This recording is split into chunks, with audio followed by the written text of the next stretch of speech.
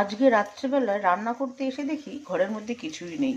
তারপরে ফ্রিজটা খুলে দেখলাম যে একটু পালং শাক আছে আর 400 গ্রাম মতন বোনলেস চিকেন ছিল। তো চিকেনগুলোকে এরকম করে কেটে নিলাম, ছোট ছোট করে। কেটে নেওয়ার পরে পালং শাকটাকে বেশি করে পেঁয়াজ, আদা, রসুন আর কাঁচা লঙ্কা দিয়ে ভালো করে ভেজে রাখলাম।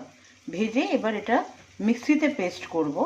আর ঠিক মিক্সিতে যখন পেস্ট করছি তখনই কড়াইয়ের মধ্যে আরও কিছু পেঁয়াজ কুচি কুচি করে কেটে ভাজার জন্য রেখে দিলাম। এটা কিন্তু গোল্ডেন ফ্রাই হবে না, মোটামুটি টাইপের হবে।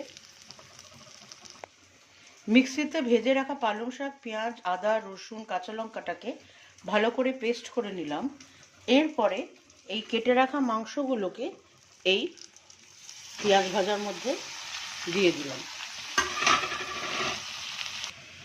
ভালো করে মিক্স করে নিলাম মাংসটাকে। এখনও কিন্তু আমি নুন দেব না, মাংসটা একটু ভাজা ভাজা মতন হবে হালকা।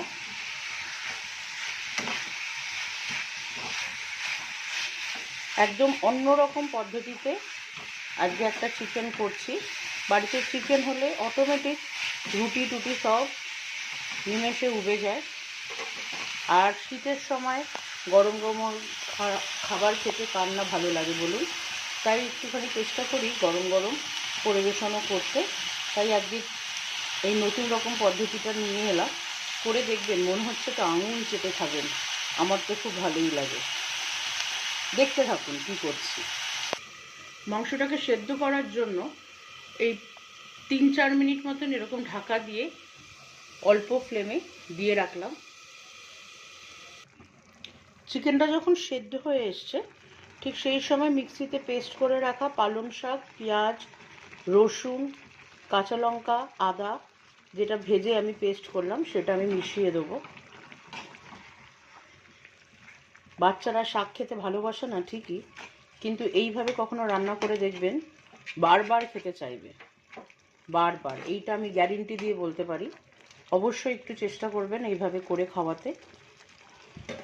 এরপরে অ্যাড করব কিছু মশলা, তা নাহলে তো টেস্টটাই বাড়বে না। ঘরোয়া মশলা 1 চামচ মতন হলুদের গুঁড়ো, জিরের গুঁড়ো, ধনের গুঁড়ো, স্বাদ মতন মিষ্টি, গুঁড়ো লঙ্কার গুঁড়ো আপনারা দিতেই পারেন, কিন্তু আমি দেব না, কারণ আমি কাঁচা লঙ্কা দিয়েছি। আমি গুঁড়ো লঙ্কাটা একটু অ্যাভয়েড করি। ভালো করে মশলাটা মিশিয়ে নিলাম। এরপরে মিক্সির গায়ে লেগেছিল একটু, তার সাথে একটু জল মিশিয়ে